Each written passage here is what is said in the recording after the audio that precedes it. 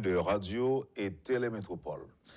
Aujourd'hui, 7 février, 36 ans depuis la chute du régime des Duvalier. Où est-ce que l'on en est aujourd'hui? Donc on dirait qu'on est nulle part, sauf qu'on sait qu'on est encore en pleine transition démocratique. Monsieur Dumas, le journaliste Pierre-Raymond Dumas dirait que la transition qui n'en finit pas. Est-ce que ce point de vue est partagé par notre invité, le professeur Joseph Harold Pierre? Il est politologue. Évidemment, il n'était pas encore né, comme il me disait avant l'introduction, avant l'émission. Mais grâce aux faits historiques, aux récits de l'histoire, il a su apprendre bien les choses. C'est avec plaisir qu'on vous accueille aujourd'hui, 7 février, docteur Joseph Harold Pierre, pour commenter l'actualité, les différents accords, l'espoir de la fin d'une transition. Bienvenue sur Métropole. Bonjour Wendell, merci pour cette invitation. Je ne peux pas dire que c'est un plaisir, mais c'est tout honneur de commenter l'actualité. 7 février, qu'est-ce que cela veut dire pour Haïti, et surtout dans le contexte de l'Amérique latine. Pourquoi Haïti n'a pas pu faire une transition démocratique à l'instar des autres pays de la région, et où en est-on et qu'est-ce qu'il faut faire pour s'en sortir. Donc, je vais essayer de voir ce que je peux dire sur ces différents sujets. Merci. Février 86, il y avait d'autres pays qui avaient contribué à faire chuter des régimes dictatoriaux. Par exemple, c'est le cas des Philippines avec Ferdinand Marcos. Et aujourd'hui, regardez où est ce pays. Et plus près de nous, au Chili, avec le dictateur que l'on connaît. D'autres pays ont fait des bons, mais nous autres Haïtiens, c'est comme si nous piétinons, nous n'avançons pas, et nous continuons surtout de nous enorgueillir, d'avoir fait l'histoire, alors que l'on est pratiquement nulle part. En tant que politologue, vous observez comme tous les Haïtiens ce qui se passe, avec évidemment certains... je dirais, bon, on n'est pas content. On est mécontent si on a voyagé, si on a quelques éléments de formation, si on est bien formé, comme vous qui êtes politologue, qui êtes docteur. Et d'où vient le problème des Haïtiens? Pourquoi on est là encore aujourd'hui? En fait, on peut avancer plusieurs approches ou plusieurs théories pour comprendre la réalité d'Haïti. Il y a l'approche historique, la politologue de référence, c'est Theda Skagpol, qui a écrit un texte State and Revolutions, où elle a comparé plusieurs pays, la Chine, la révolution chinoise, la révolution américaine, la révolution française, la révolution russe, créée en 1979, pour comprendre les structures des différentes et les codes des différentes révolutions. En fait, je pense que en Haïti, j'utiliserai un concept en économie qu'on appelle la maladie hollandaise. La maladie hollandaise, c'est que nous avons eu un résultat positif et ce résultat actuellement est à notre encontre. Parce que jusqu'à présent, le seul gain d'Haïti dans toute son histoire, c'est l'indépendance. On s'enorgueillit de l'indépendance, mais on n'a pas pu exploiter ce résultat positif pour avancer. Donc pour moi, l'indépendance, quelque part, paradoxalement, c'est un blocage. Cette fierté nationale qui, au moment actuel, est irrationnelle, est un blocage au développement d'Haïti. C'est-à-dire la perception que les Haïtiens se font de l'indépendance constitue un blocage paradoxalement. Maintenant, pourquoi de 1804, on est arrivé à 1986 et de 1986 jusqu'à aujourd'hui, on n'a rien fait, on n'a pas pu avancer. Maintenant, si on laisse de côté l'approche historique, il faut maintenant voir la question des élites. Parce que la transition démocratique, dans la troisième vague de la démocratisation, des démocratisations, en passant par le Portugal, l'Espagne et les pays de l'Amérique latine, il faut voir ce qui a facilité cette transition démocratique. Il y a tout d'abord la question des élites. Il faut qu'il y ait des gens, des individus du secteur économique, de la classe politique et du secteur intellectuel qui oriente la société. Ce n'est pas une masse, mais il faut qu'il y ait certains individus. Et là, je peux même revenir au texte de Theda Skocpol pour montrer comment, quand il n'y a pas d'élite, on va nécessairement à des mouvements sociaux extrémistes. Maintenant, si on est là aujourd'hui en Haïti, c'est qu'il n'y a pas d'élite économique, il n'y a pas d'élite politique, ni non plus intellectuelle. Ça, c'est d'un côté. Un autre facteur qui est, en quelque part, symptomatique de cette absence d'élite, c'est l'absence totale d'une classe moyenne. Toute transition démocratique présuppose des conditions économiques minimales. On ne l'a jamais eu en Haïti. Là, on peut remonter à la dictature qui n'a pas su profiter des retombées positives de ses relations avec les États-Unis pour asseoir des infrastructures économiques de développement dans le pays. Donc, il n'y a pas eu de classe moyenne minimale, un brillant de classe moyenne. De notre côté, il y a la culture haïtienne. Il me semble qu'il nous est difficile de faire ensemble l'esprit collectif, l'identité collective. D'ailleurs, les mouvements sociaux que nous avons toujours eus en Haïti, théoriquement, suivant l'approche de Charles Tillis, qui est la référence des mouvements sociaux, doivent conduire à deux choses.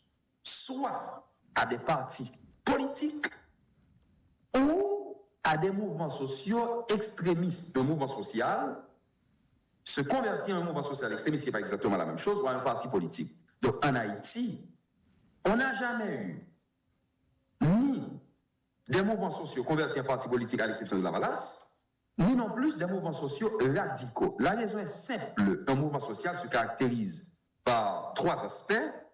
Il y a tout d'abord, c'est informel. Deuxièmement, c'est un objectif politique, culturel, social, nous avons ces deux-là. Mais il y a un autre aspect qui nous fait défaut. C'est l'identité collective des acteurs des mouvements sociaux. Donc, en résumé, on est là parce qu'on n'a pas d'élite, parce qu'on n'a pas de classe moyenne, parce que notre histoire est pour nous, quelque part, paradoxalement, un blocage.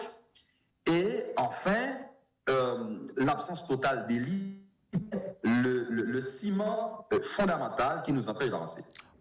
Est-ce que nous devons conclure que nous avons acquis notre indépendance trop tôt?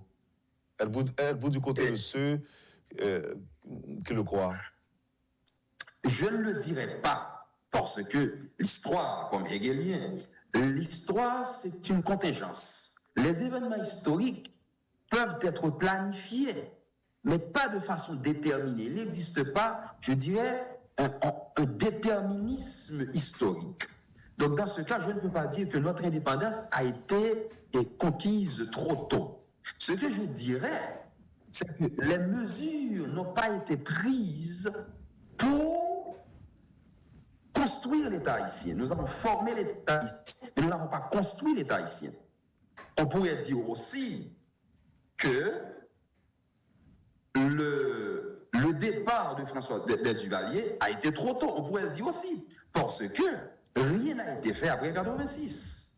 Donc, ceci dit, le problème, c'est pas avoir l'indépendance trop tôt, sinon n'avoir pas eu la capacité d'établir les infrastructures nécessaires, les structures nécessaires pour avancer ce pays. Il y a aussi un problème, un sérieux problème culturel. Moi, j'ai toujours voulu comparer Haïti avec le Chili.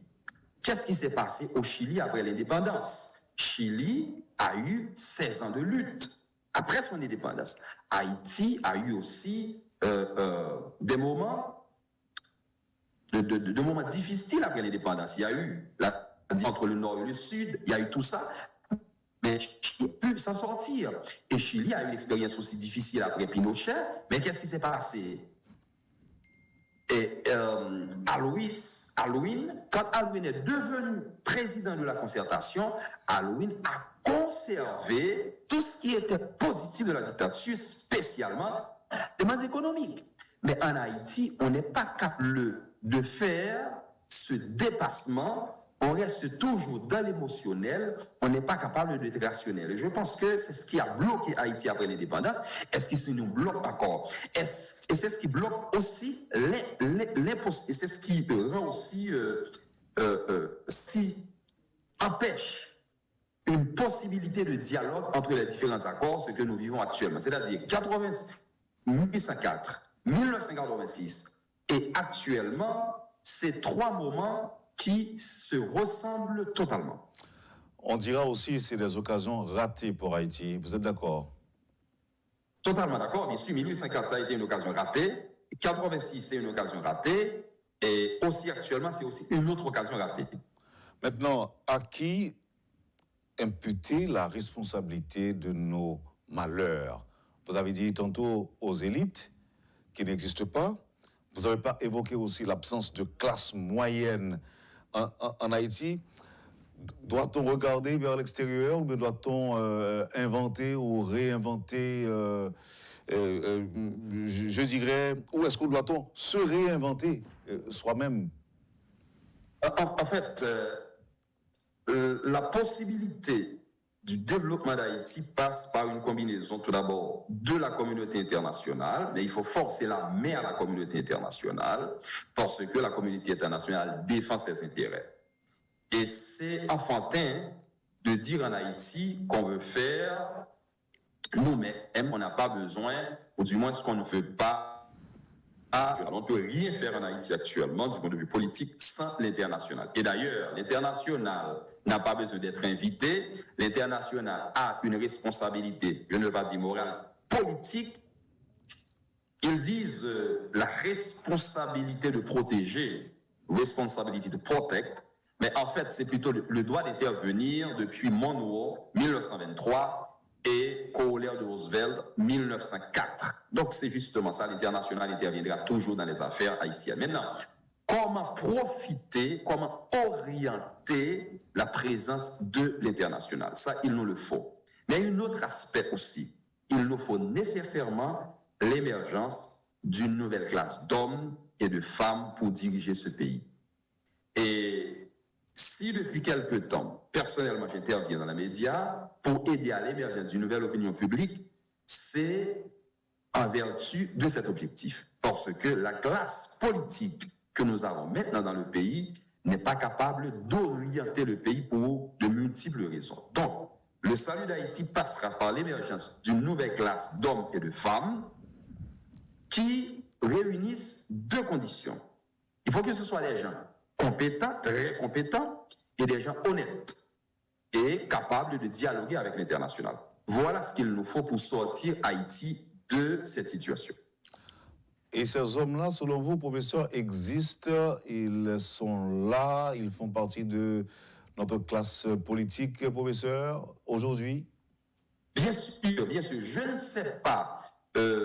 Bon, je crois très peu, il y a des individus... Oui, mais comment les identifier? Comment les identifier? Comment les identifier? Très belle question.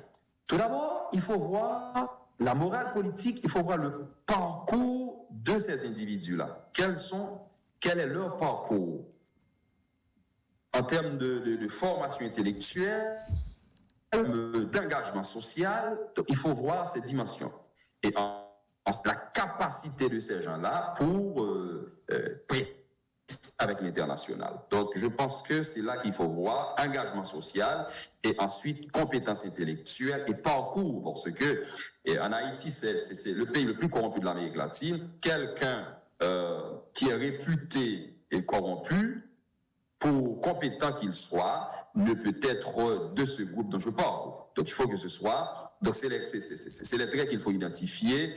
Engagement social, pas engagement social après 6 mois, après 1 an, un engagement social continu, assidu, et ensuite une solide compétence intellectuelle. Voilà les traits caractéristiques. Maintenant, Est-ce que ces gens existent? J'ai toujours dit qu'Haïti, c'est une situation chaotique, mais par définition, le chaos porte les germes de sa rédemption, donc les germes de vie. Donc, en Haïti, ces gens existent. Dans la diaspora, ils existent aussi. Maintenant, et comment les mettre ensemble? Ça, c'est la question épineuse, la question la plus difficile. Je pense qu'il doit y avoir des individus qui, en quelque sorte, constituent l'embryon de cette élite intellectuelle et politique, qui émergent et qui font appel à ces gens-là. Ça va être extrêmement difficile, mais c'est la possibilité, c'est la manière, la procédure qu'il faut utiliser. Des gens compétents, sérieux, qui font appel à d'autres et qui sont aussi connectés quelque part avec l'international. C'est la méthode qu'il faut utiliser pour mettre ensemble ces individus-là. Ça va être difficile parce qu'on n'a pas l'esprit collectif en Haïti, mais c'est la méthode qu'il faut utiliser. Professeur Pierre, je ne sais pas comment vous allez nous l'expliquer, mais au lendemain de la chute des Duvalier, il y a eu pas mal d'intellectuels qui surtout étaient en exil et qui sont revenus au pays dans l'espoir de le sortir du bourbier. Évidemment, tout le monde parlait de la démocratie, on ne respirait que par cette parole, ce vocable démocratie. Mais 36 ans après, avec tous les intellectuels, tous les gens qui arrivent de l'étranger, on croyait voir le bout du tunnel. Mais 36 ans après, Haïti est au fond de l'abîme, pour ne pas dire que la situation du pays s'est aggravée. Est-ce que vous pensez que ce sera aussi simple de relever les grands défis, de résoudre les problèmes auxquels le pays fait face aujourd'hui? Je pense que ces gens ont échoué pour 3 raisons. Tout d'abord, ils n'avaient pas une maîtrise de la géopolitique. C'était des gens très cultivés, extrêmement cultivés. Mais en toute humilité, il me semble qu'il y a une approche théorique qu'ils n'avaient pas liée à la géopolitique. Si vous êtes haïtien, vous voulez faire de la politique et que vous êtes de l'extrême gauche, ça va être extrêmement difficile de changer les conditions de vie en Haïti parce que l'international, la communauté internationale avec laquelle il faut dialoguer, avec laquelle il faut composer, est toujours de droite. Donc, or, on est faible, l'international demeure l'acteur principal du jeu politique en Haïti, comme je le dis toujours. Donc, ça, c'est une raison pour laquelle ces intellectuels ont échoué. Il y a une approche réaliste et théorique qui leur manquait. Ça, c'est une dimension. Il y a aussi une autre dimension. À quel niveau ces intellectuels voulaient se mettre ensemble ou à quel niveau voulaient, de façon individuelle, briguer le pouvoir. Un exemple clair. Avant 1986, il existait 4 partis politiques en Haïti. De 1986 à 1990, il y en avait 34. Mais ces partis politiques étaient fondés par ces intellectuels. C'est-à-dire, ces gens-là étaient des individus qui voulaient eux-mêmes, personnellement, à titre individuel, briller le pouvoir parce qu'ils n'avaient pas la capacité de faire ensemble. C'est une seconde dimension. Il me semble aussi qu'il y a une troisième dimension. La troisième dimension, c'est peut-être ce qu'avaient fait les Dominicains en exil. Ils avaient fondé des partis politiques, mais ils avaient cherché à avoir quelque part un ancrage et dans l'international et même au niveau local dans la clandestinité. Je crois que Leslie François Maniga a fondé le RDNP, mais il n'a pas su arriver à un ancrage aussi profond comme les Dominicains, par exemple, comme Ron Bosch. Je pense que c'est les 3 points qu'il faut identifier pour expliquer pourquoi les intellectuels de post-86 ont échoué. Donc, les gens aujourd'hui, les intellectuels d'aujourd'hui, s'ils identifient ces 3 erreurs, donc ils le sauraient les répéter. Donc voilà pourquoi je pense que c'est possible. Mais il y a un travail à faire. En Haïti, il y a un rejet de l'international. On s'enorgueillit jusqu'à présent. On se perd dans l'indépendance. Et je pense qu'il faut repenser les choses. On ne peut pas être fixiste comme je le vois en Haïti. Il faut faire des changements de mentalité chez les intellectuels pour mieux penser les choses, pour comprendre dans les détails les questions géopolitiques. À partir de là, bien sûr, je pense que la transition est possible. Naturellement, pas dans 2 ans, mais c'est possible. La transition doit être longue, professeur? Une transition en Haïti va être nécessairement longue. Pourquoi elle va être longue? On a raté la vague des démocratisations des années 80. On a raté cette vague qui a commencé en République dominicaine en 1978 et qui va prendre fin au Chili en 89. Donc on a raté cette vague. Maintenant, les transitions démocratiques dans la région, c'était des démocraties illibérales où on avait seulement des élections et les autres aspects de la démocratie, spécialement les droits humains, n'étaient pas vraiment respectés. Mais c'était le processus de la démocratie. Mais actuellement, on n'est plus à cette période. Une transition en Haïti va être longue. C'est-à-dire l'expression de transition de rupture, au moment actuel, n'a pas son sens. Donc ça va être long parce qu'il y a une culture démocratique à apprendre en Haïti, d'un côté. Il y a une classe moyenne à construire, troisièmement. Deuxièmement et troisièmement, il y a de nouvelles relations à construire, à développer avec l'international. Parce que l'international ne nous prend pas au sérieux. Il suffit de penser aux dispositions de l'OEA dans son rapport du 28 juin de l'année dernière, comparément aux dispositions que cette même institution a prises envers le Nicaragua le 15 juin de l'année dernière. Donc, il faut, pour conjuguer ces 3 aspects, il nous faut du temps. Donc, la transition ne peut être de rupture, la transition doit être nécessairement longue. Dites-nous, professeur, pour terminer cette première partie, est-ce qu'il n'y a pas eu une sorte... En fait, est-ce que la démocratie telle que préconisée ou encore véhiculée par les élites d'alors, est-ce qu'elle n'est pas galvaudée?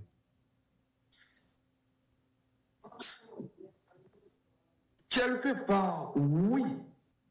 Mais tout d'abord, ce qu'il faut dire, c'est que Haïti n'était pas préparé pour la démocratie en 1986.